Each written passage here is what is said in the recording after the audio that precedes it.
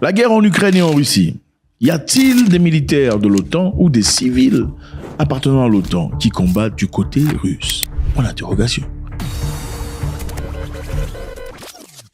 Nous avons vu que le soutien que reçoivent les Ukrainiens part de Paris à New York, de Boston à San Diego, partout dans le monde. Tout le monde est derrière l'Ukraine dans sa guerre de défense contre la Russie. Les Ukrainiens reçoivent des armements, reçoivent des financements.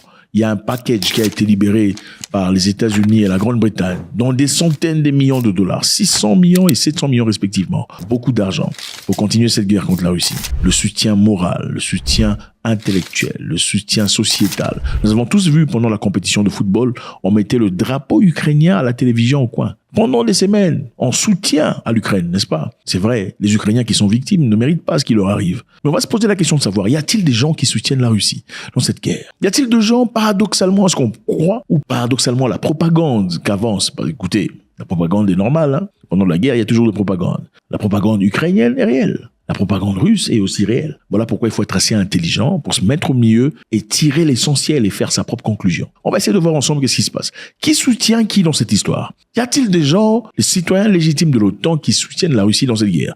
Voyons voir. Il a été révélé de manière choquante et brutale qu'il y a des éléments, des citoyens, des civils lituaniens qui sont en train de combattre du côté russe. Et c'était un embarrassement total pour le gouvernement lituanien et surtout le ministre de la Défense qui a dû apparaître et se défendre et expliquer ce qui se passe. À l'occurrence, en plus de beaucoup de personnes, il y a un monsieur particulier au nom de Kęstutis Kevkus. Il a donc été révélé, les amis, qu'il y a beaucoup de gens venant de beaucoup de pays de l'OTAN, de l'Europe, des États-Unis et d'ailleurs qui soutiennent et combattent derrière les rangs des Russes. C'est choquant et bouleversant, évidemment, si elle ne vous en parlera pas. Écoutez, nous sommes contre les propagandes de l'Ouest. Nous sommes aussi contre les propagandes des Russes. Nous ne sommes pas pro-Ouest, nous ne sommes pas pro-Russes. Nous sommes au milieu pour en tirer une conclusion plus ou moins neutre. Je pense que c'est important pour nous.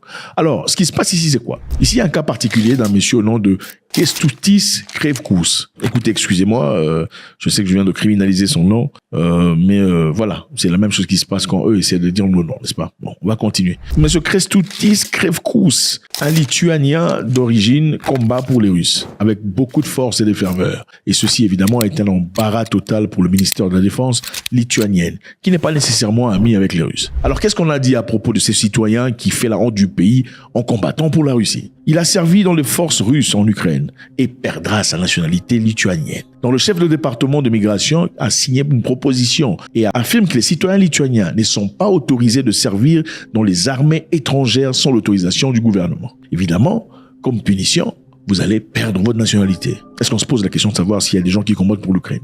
Nécessairement pas. S'il y en a, en effet, ils sont glorifiés et célébrés. Pourquoi on le fait pour les Russes? Je pense que c'est évident. Il faudrait trouver un moyen de décourager au maximum des gens de le faire. Ce n'est pas un libre choix. On ne vous accorde pas le droit de choisir pour qui vous voulez combattre. On veut que vous combattiez pour ce que le gouvernement veut que vous combattiez suite à leur accord avec l'OTAN. Donc, vous, en tant que citoyen, êtes dans l'obligation de combattre seulement pour l'Ukraine. Si vous combattez pour la Russie, on vous retire votre nationalité. Donc, la question se pose ici. Qui a le droit de retirer la nationalité de quelqu'un qui est né d'un pays? Attendez, est-ce qu'on peut sortir votre sang de votre sang et vous dire désormais vous n'êtes plus Camerounais, c'est fini, on vous chasse, ou vous n'êtes plus Béninois? Est-ce possible? Ce n'est pas possible. On peut le dire ouvertement, on vous retire votre nationalité, mais on ne peut pas sortir le Gabonais en vous. Ce n'est pas possible, c'est impossible. Laissez-moi vous dire une chose. Vous venez d'un pays étranger, vous venez de Singapour ou quelque part ailleurs, vous avez perdu votre passeport. Vous allez au Gabon, vous allez à l'aéroport au Gabon. Si vous êtes vraiment Gabonais, vous pensez qu'on va vous demander votre passeport, même si vous n'en avez pas? On peut vous dire, monsieur, vous n'avez pas de passeport, vous n'entrerez pas dans le pays. Votre tempérament seul va confirmer, ce monsieur, c'est un Gabonais, laissez-le entrer, n'est-ce pas? Vous n'avez pas besoin de... À moins que vous partiez au Bénin, à moins que vous partiez au Rwanda, à moins que vous partiez en Ouganda. Alors là, il vous faudra beaucoup de justifications pour, authentifier que vous êtes certainement un enfant du pays. Mais un vrai enfant du pays n'a pas besoin de papier. Arrivez même si le monsieur, excusez-moi, dit, je n'ai pas les papiers, laissez-moi passer. Ah, c'est quoi ça? Chez nous, c'est là-bas au coin. Mais écoutez, monsieur, vous me passez votre...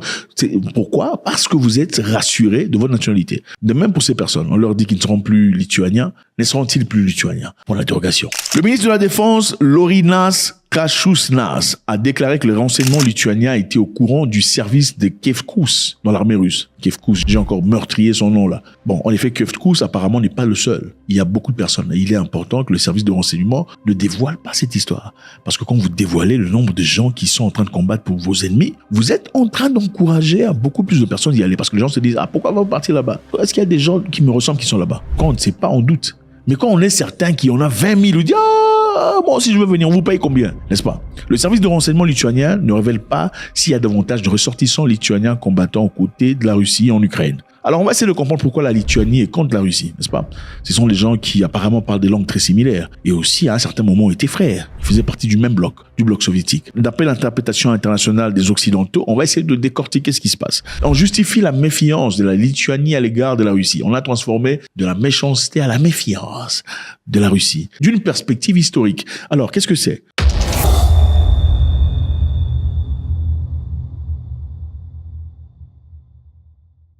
L'opinion négative de la Lituanie à l'égard de la Russie est enracinée dans des siècles d'expérience historique, notamment la domination impériale de la Russie. Donc la Lituanie faisait autrefois partie de l'Empire russe, connaissant une période de suppression culturelle et de contrôle politique. Donc d'une autre façon, on veut dire les Lituaniens ont été forcés dans l'Empire russe. Alors c'est la raison pour laquelle ils sont méfiants à l'égard des Russes.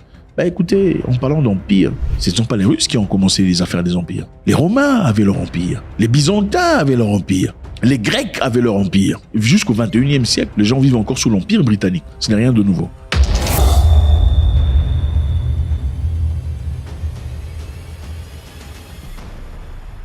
Après la Seconde Guerre mondiale, la Lituanie a été incorporée de force à l'Union soviétique, endurant des décennies de régime communiste, des difficultés économiques et des répressions politiques.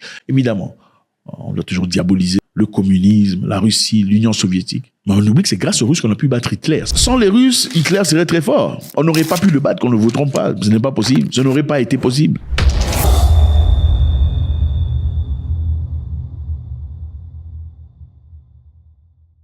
La Lituanie continue d'avoir des conflits territoriaux avec la Russie au sujet de l'oblast de Kaliningrad, un enclave russe qui faisait autrefois partie de la Lituanie. Bon, ce qui est évident ici, quand vous entendez parler de Lituanie et leur raison, on a carrément l'impression d'entendre parler de l'Ukraine. Et une partie de l'Ukraine, la Crimée, ou une partie de Russe, ça dépend de comment vous prenez ça. Les Russes pensent que la Crimée appartient à la Russie. Ce n'est pas ukrainien. Ils pensent aussi qu'une grande partie de l'Ukraine, la partie est, russophone, n'appartient pas à l'Ukraine. Qui a raison, qui a tort? Pour l'interrogation.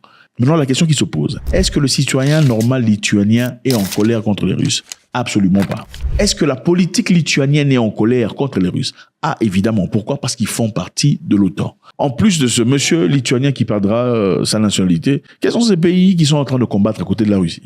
Jusqu'à présent, il y a le Népal, qui n'a pas essentiellement envoyé des militaires, mais des volontaires qui sont partis. La Serbie, des volontaires sont partis. La Bosnie, Monténégro, la Syrie. Oui, les Syriens sont partis soutenir les Russes parce que les Russes sont en Syrie soutenant les Syriens. C'est grâce aux Russes qu'on n'a pas pu tuer Bachar al-Assad. Écoutez, Bachar al-Assad serait déjà mort si les Russes n'étaient pas intervenus. Il serait mort comme Mohamed Kadhafi était mort.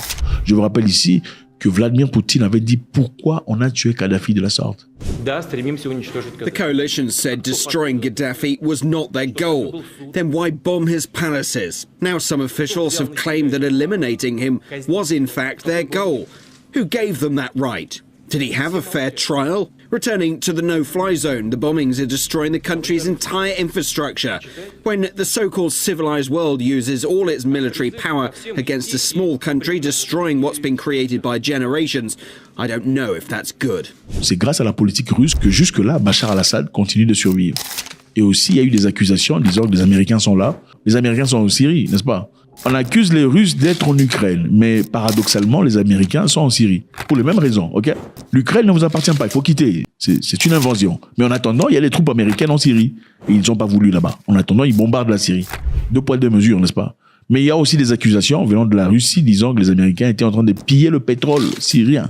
Donc vous venez, sous prétexte d'une moralité supérieure, mais en étant en train de piller de conteneurs de pétrole brut syrien pour exportation internationale.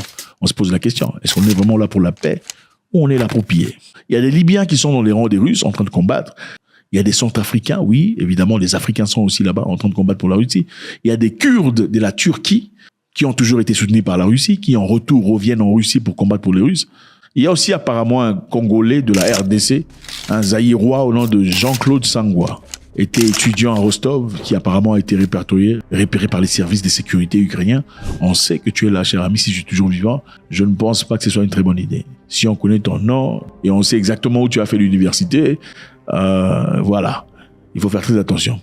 Il y a un Zambien, Lemekani Nathan Nirenda, un étudiant à Moscou, ingénieur à l'Institut physique, qui était condamné à 9 ans de prison et ensuite a été abattu sur le terrain pendant qu'il combattait. Et à son âme, il y a aussi un Tanzanien de l'université de technologie à Rostov qui était autrefois condamné à 7 ans de prison et après été abattu. Bon, ce sont des gens qui clairement étaient en prison, mais qui sont partis en guerre dans l'espoir de quitter la prison. Vous voyez un peu l'offre qu'on a fait, on va chercher des prisonniers qui veulent combattre malheureusement sans jamais rentrer. Voilà les amis, autant que Kiev est en train de recevoir le soutien, il est évident, les Russes en reçoivent aussi, si pas officiellement, au moins officieusement. Ce sont des humains, des gens normaux qui décident d'aller combattre de leur côté. Qui a raison et qui a tort dans cette guerre? Point d'interrogation. Le plus important pour nous ici, c'est que la paix revienne entre les Ukrainiens et les Russes et que personne ne profite de cette guerre pour s'enrichir davantage. God bless.